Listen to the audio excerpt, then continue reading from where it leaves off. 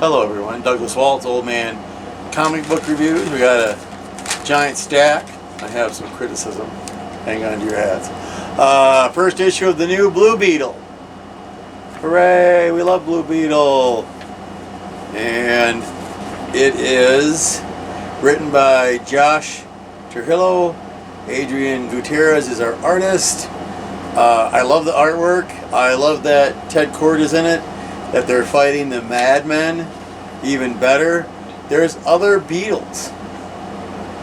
I don't know where they came from. I don't think it's explained anywhere in this issue. I don't know if this continued from a previous thing, but I really kind of felt like they threw us in the deep end and are trying to kill Ted Kord already. So we'll see. I'm going to stick around. We'll keep it up for a few issues. See if it gets better. Some of this I just don't know what's going on.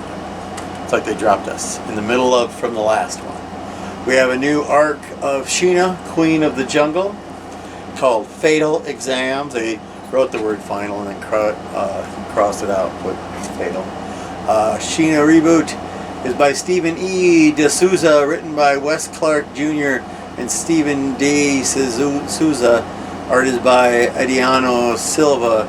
Artwork's great. Looks like we're getting a prequel where Sheena is going to prep school because she has, all that money and whatnot. So her parents are like, or whoever's in charge of her, are like, prep school it is. So it's, Sheena in prep school. Not a lot of jungle stuff going on. They gave us a tiny little taste of jungle towards the end of this particular issue. And there's something weird going on with the girls in the school, but it's Sheena. I would have preferred more jungle and less prep school. Moon Knight 27!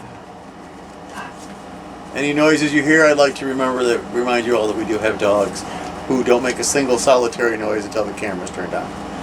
Writer is Jed MacKay, artist is Federico Sabatini, and we need to find the bad guy, Black Spectre.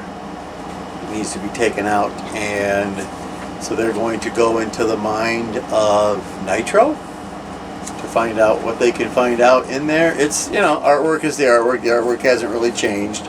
Going into the mind thing is kind of cool. They keep telling us that they're going to kill Moon Knight, so we'll see how that goes. And it's Moon Knight with Hunter's Moon at his side. Doctor Strange number 7. I feel like it's been a while since the last Doctor Strange comic came out. This cover is just gorgeous. And we have Jed MacKay. Hey, he writes Moon Knight. Is our writer. Pascal Ferry is our artist. I love the way that they draw Doctor Strange.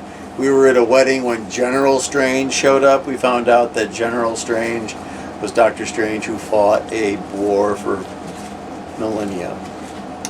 So now he's going to have to fight General Strange, and it's fun. It reminds me of old Doctor Strange stuff. I love the way they draw Doctor Strange. Got the cool little teeny tiny mustache thing going on and everything. So very cool. Good book. Go buy that. Godzilla, Here There Be Dragons. This is issue 3. Written by Frank Thierry. Artwork by Inaki Miranda. It's pirates and kaiju. That's all it is. Pirates and kaiju. They keep asking this one pirate about the kaiju and how there's a secret society calling themselves the Son of Giants who know all the secrets of the kaiju. And they mention other ones. I see Ghidorah. I see Mothra.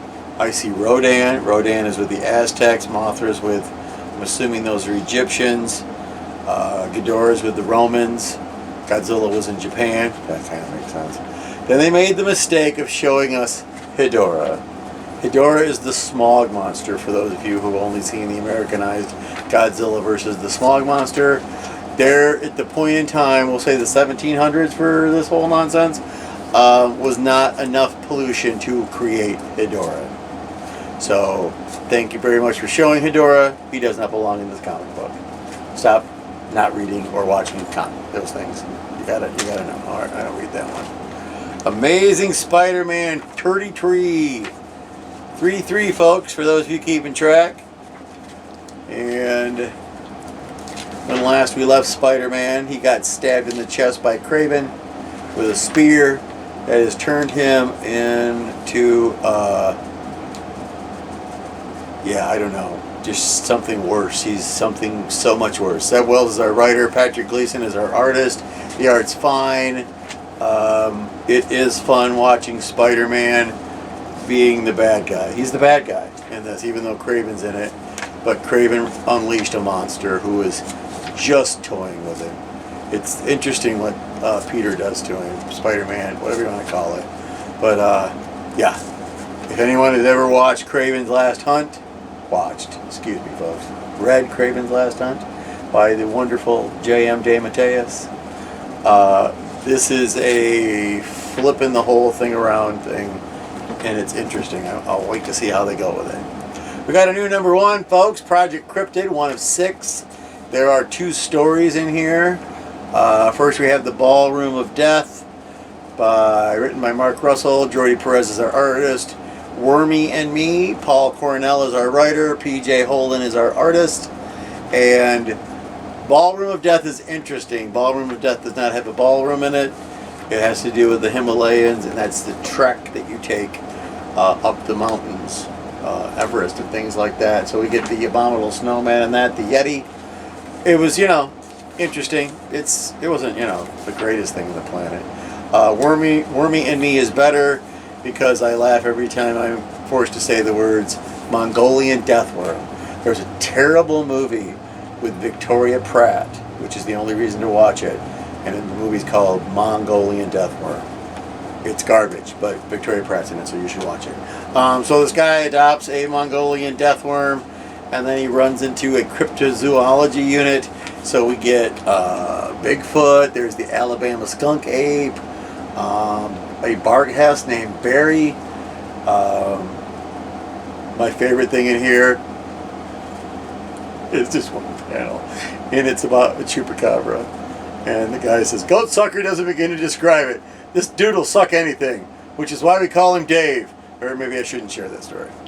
So this was fun. It was very, very funny. I was very happy with it. Mongolian Deathworm. They made the Mongolian Deathworm cute. You can't beat it. Just good stuff. All right, Heat Seeker number 3. I'm pretty sure we can see where the Heat Seekers are in this cover. It's one of more of those from the Hard Case Crime Files. Charles Ardai is our writer. Penciler is Ace Campinuado. Inker is Jose Zapata. And Miss Dizon was captured last issue. And so they have to use special cool makeup things to get her loose, break her out of prison. She has to change clothes with somebody so that we get our requisite of, naked going on. So it's them just trying to get away from the bad guys because of everything that's happened in the previous 2 issues. And it's a lot of fun. I do love a good pulp fiction. And Charles Ardai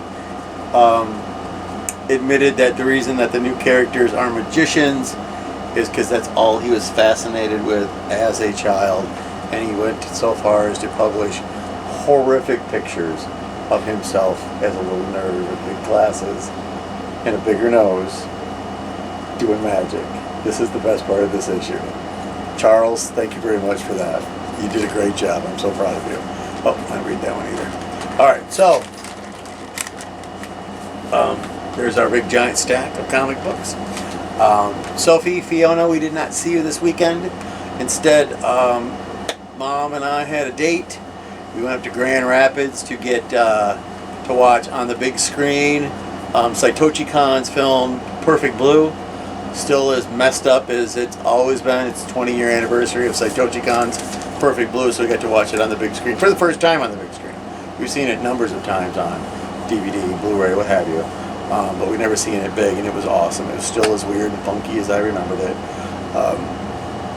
So that was a lot of fun. We'll see you ladies next weekend for Super Sleepover. Next weekend, if you go to Fanfare, it's Batman Day. They always give away free stuff and celebrate Batman in all of his glory.